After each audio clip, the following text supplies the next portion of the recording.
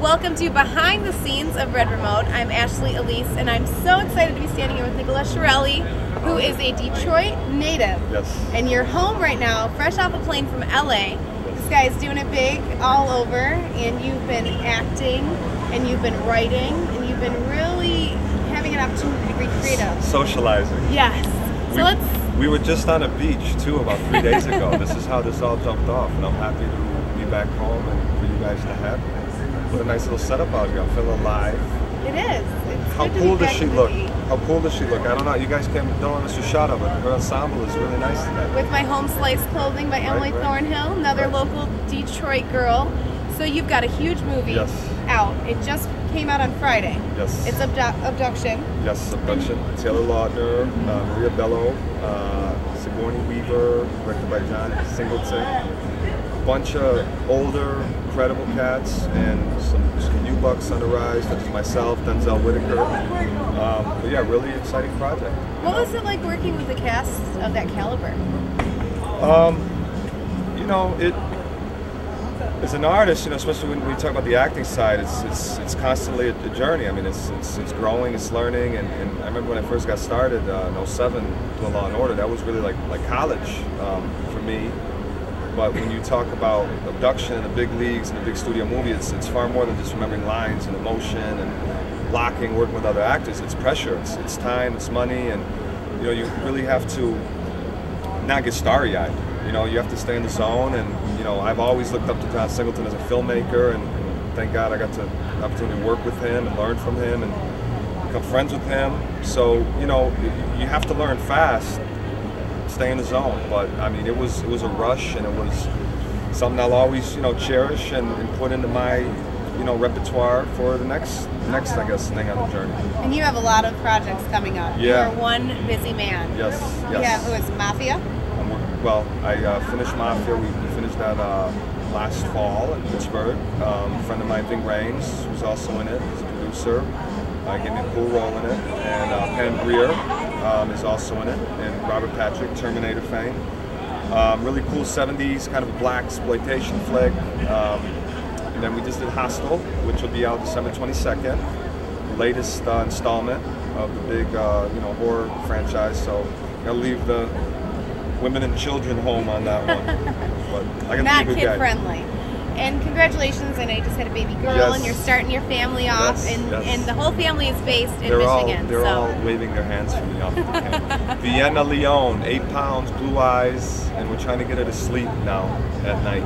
You know, that's the next step. Just trying to get her to sleep at night, and not in the daytime.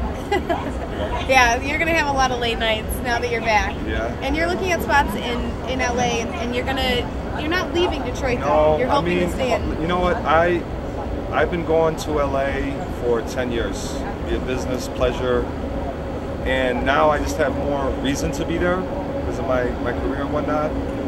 But that whole process, again, in journey, you meet so many people, and just premieres and meetings and auditions and blah, blah, blah, blah, blah. But like this last trip, you know, I compare it to like not just watching Super Bowl, playing in the Super Bowl. I mean, the Abduction premiere was really high profile, but this time around, I mean, I appreciate Detroit that much more. Like I was telling you before, we started, when I got off the plane this time, just the smell, the sounds, family, and you know, just being out here, it's like, I miss it, you know, but before it's like, Detroit can be boring, it can be this, but home is where the heart is, you know. There's so much progressive talent, you know, here. There really is, and I think no matter what you're into, home is where the heart is, and I definitely always have a base here. I have a studio here, my home is here, my family is here, and I love Detroit. I mean, there is nothing taking me out of Detroit. I mean, I'm working on another project that I wanted to shoot here, and I think I'm answering a question already. I'm jumping the gun, I'm interviewing myself. But, you know, there's been some recent changes to the tax credit that I don't want to start bashing too much on camera that may not allow us to shoot our film here. But I definitely love to see our existing community flourish, you know. And you actually got your start in acting in Michigan. Yes. Tell me about that. Second City. I'm a Second City guy. Detroit Ensemble Theater. Shout out to Rich Gautieri and Mike Malai. They trained me. And and they taught me what it was to take, you know, some of the things I was born with and do it in front of people. But Detroit Ensemble Theater was a little underground cult of actors that stay loyal to each other. And, you know, I'm a firm believer wherever you're at, I don't give a shit if it's India or Australia, Detroit, some farm somewhere. I mean, you got to work with what you got and who you got where you're at. And you know, I did my thing, you know, film, music, everything from Detroit, promoting. And again, I will definitely never leave Detroit. And what advice would you have for all the young actors and actresses, not just in Metro Detroit, but you know, all over the world, about, you know, what it takes to make it to that level, or how they can follow their dreams and their passions? That's a tough question. Who's doing the interviewing now? I know, right?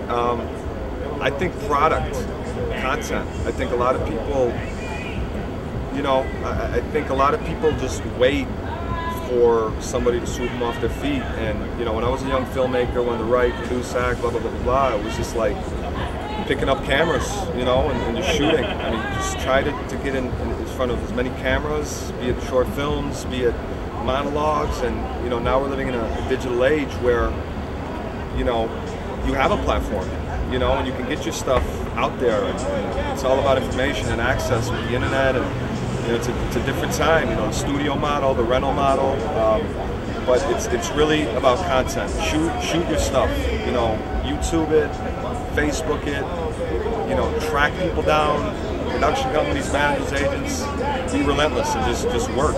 You know? You just took a big meeting to present a script. Yes. That was exciting. Was it the VP of Sony, I believe? Yes, I just met with Kat over at Sony about a thing that I wrote. It's called Landlord. It's based on my experiences as a landlord in Hamtramck. And I was very nervous, to say the least, to take that meeting because, you know, you have an idea of what you're going to say when you walk into a big meeting. But when you walk in, it happens differently.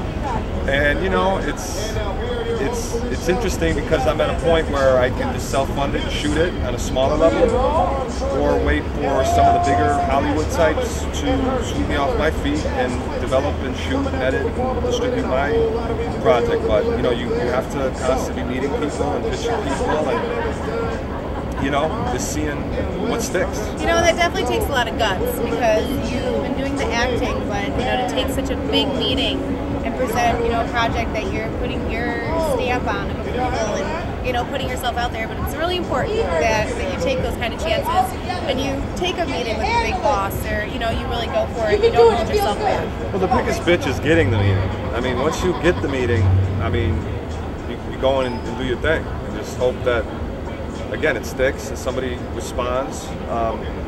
But again, it's a really dope project. I mean, it's different, it's original, and right now, be it film, TV, music, fashion, I mean, it's all about content. It goes back to what I said.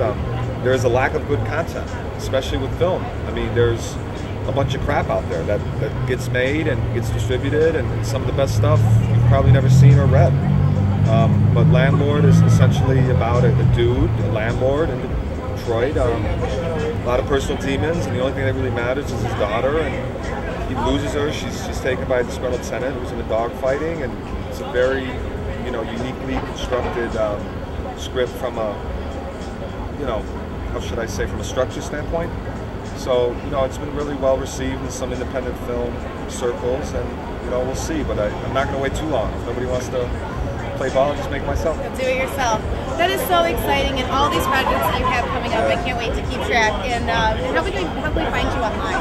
www.NickolaShreli.com. It's NICKOLASHRELI. I have a fun name. Well, welcome back to Detroit. Thank you for having me. Nickola Shreli. I missed you all. Yes. And welcome to Red Remote. Thank you. Thank you. You like it? Yes, I love it. Yes. Bye, Tom. There we go. Tom's waiting for us. I was late, man. This is Behind the Scenes late. Red Remote. I'm Ashley Elyse. This is Mr. Shreli, and we will see you next time on Red Remote.